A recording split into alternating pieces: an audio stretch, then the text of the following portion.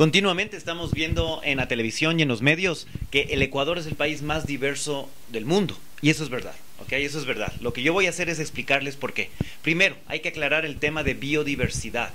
¿Qué es la biodiversidad? La biodiversidad se mide en términos de la cantidad de especies, ya sean animales o vegetales, por unidad de área.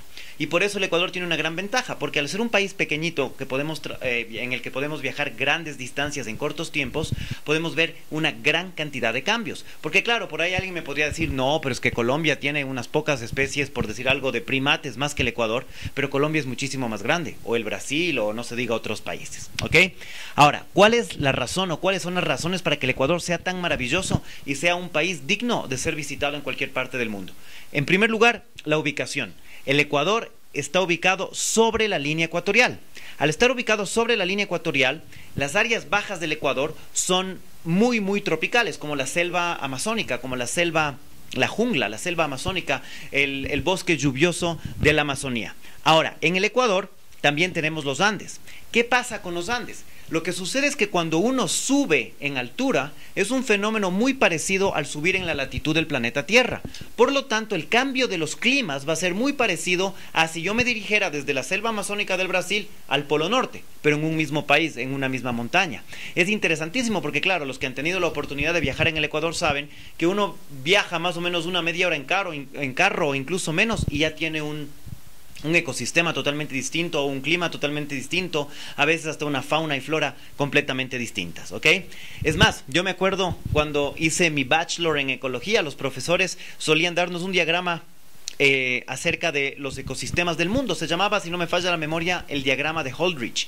Y este diagrama dividía al mundo entero en más o menos, les digo, me puede estar fallando la memoria, pero más o menos unas 26 zonas de vida distintas. Decía que el mundo tiene todas estas zonas de vida con distintos climas y distintas características. El Ecuador tiene la mayoría de esas zonas de vida. Le faltan muy poquitas, tal vez 2 o 3. Y eso es por esta razón.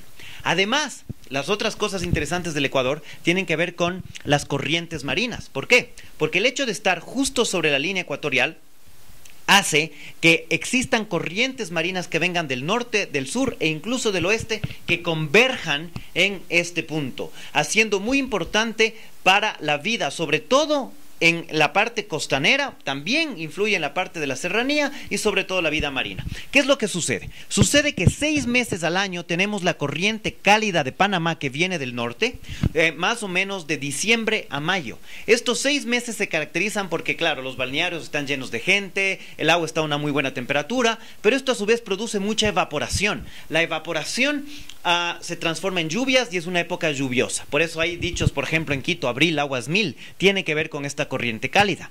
Ahora, el resto del año, más o menos de junio a diciembre, pasa exactamente lo contrario. Lo que sucede es que la corriente fría de Humboldt está fuerte.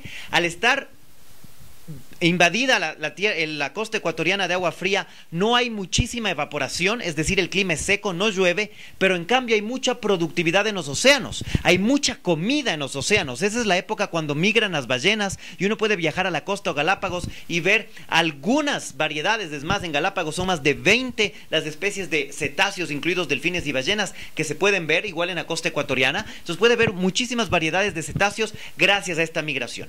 Y finalmente hay otro fenómeno, y es un fenómeno más local de los Andes. En los Andes, en la parte de los valles interandinos, uno tiene microclimas generalmente secos o más cálidos. Estos microclimas se deben a dos fenómenos. Primero, lo que se llama la sombra de lluvia. La sombra de lluvia quiere decir que este aire caliente y húmedo que viene de la costa y la Amazonía choca con los Andes y empieza a pasar, pero la mayoría se queda en el camino. No todo llega al valle interandino. Por eso el valle interandino acaba con un microclima seco. Y la otra razón es lo que se llama el fenómeno del abrigado. El fenómeno del abrigado quiere decir que por la influencia del sol sobre los valles interandinos se dan corrientes térmicas de aire caliente que suben secando los valles. Entonces el fenómeno de los microclimas en los valles interandinos debe ser añadido a lo que ya les hablé de los pisos climáticos para tener una gran variedad. Y es más, si a esto le añadimos la variedad cultural, es decir, las 14 etnias indígenas que tenemos, créanme, el Ecuador es un país digno a ser visitado.